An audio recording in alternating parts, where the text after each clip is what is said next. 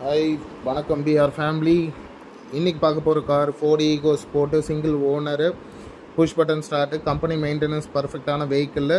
Please subscribe, bell ஐக்கானை click பண்ணிக்கோங்க, share பண்ணுங்கள்.